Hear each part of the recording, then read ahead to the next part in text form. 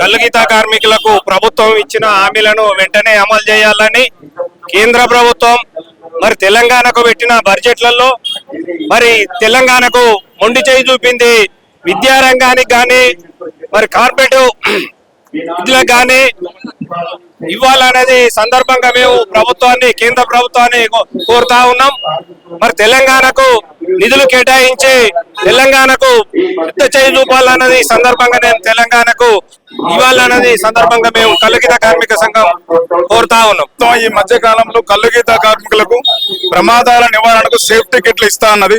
Safety కిట్లు అర్హులైనటువంటి గీతా కార్మికులకు ఇవ్వకుండా కేవలం అధికార పార్టీ వాళ్ళకి ఇస్తున్నటువంటి పరిస్థితుంది.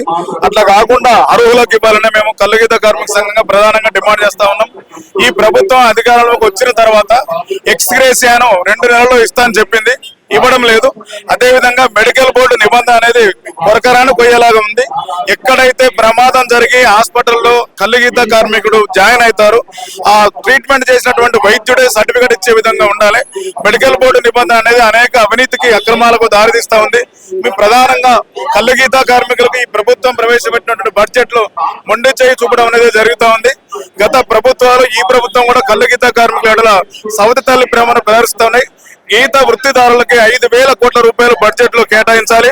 అదేవిధంగా కల్లుగీత కార్పొరేషన్ కు చైర్మన్ లేడు, తక్షణమే చైర్మన్ నియమించి కల్లుగీత కార్పొరేషన్ ద్వారా చదువుకున్నటువంటి నిరుద్యోగ యువతీ యువకులకు ఉపాధి అవకాశాలు కల్పించాలి.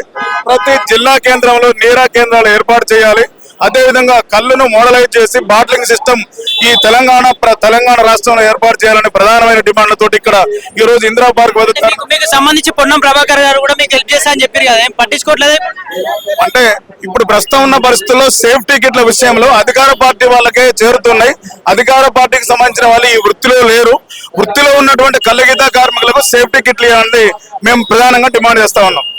నెక్స్ట్ అయినా ప్రభుత్వం పట్టించుకోకపోతే, హెల్ప్ చేయకపోతే నెక్స్ట్ మీ కార్యాచరణ ఎలా ఉండదు? తెలంగాణ రాష్ట్రంలో ఉన్నటువంటి కల్లుగీత కార్మికులందరినీ ఏకం చేసి ప్రభుత్వాల మీద ఘనమైనటువంటి ధర్నాలు ఉద్యమాలు చేయడానికి కల్లుగీత కార్మికులను ఏకం చేస్తాం.